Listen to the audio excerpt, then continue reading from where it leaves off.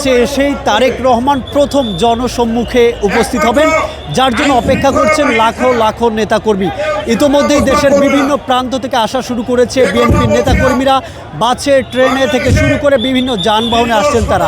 London সময় সন্ধ্যা 6:20 লন্ডনের Heathrow বিমানবন্দর থেকে রওনা দেবেন তারেক রহমান। সেখান থেকে প্রথমত বাংলাদেশে এসে সিলেটের ওসমান বিমানবন্দর, সেখানে অবতরণ করবেন। সেই ওসমান বিমানবন্দরে অবতরণের পর আসলে নেতাকর্মীরা বলছিলেন যে সেই বিমানবন্দরে তিনি নামবেন কিনা, শেষ পর্যন্ত তিনি আসলে নামবেন না এবং সেখানে 1 ঘন্টা বিশ্রাম রয়েছে এবং তিনি সেখানে বিমানেই অবস্থান করবেন।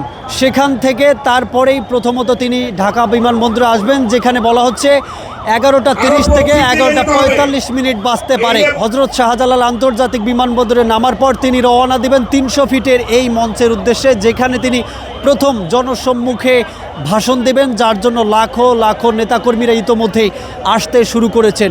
এই ভাষণের পর শীর্ষ নেতা যারা রয়েছেন তাদের তথ্য অনুযায়ী এখান থেকে তিনি চলে যাবেন তার মায়ের সঙ্গে দেখা করতে। 3 বারের প্রধানমন্ত্রী বেগম জিয়া যেহেতু রয়েছেন এভার কেয়ার হাসপাতালে, সেখানে দেখা করবেন। সেখান থেকে দেখা করে তাদের যে বাসা রয়েছে গুলশানের, সেই বাসায় তিনি অবস্থান করবেন। 25 ডিসেম্বর আর কোনো কর্মসূচি রাখেনি বিএনপি।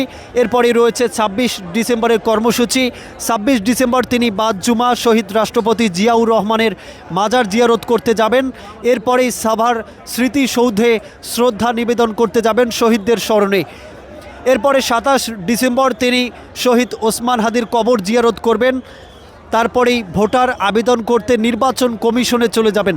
এরপরেই রয়েছে জুলাইয়ের আহতদের খোঁজ নিতে হাসপাতালে তিনি যাবেন এবং সেখানে খোঁজ খবর নেবেন।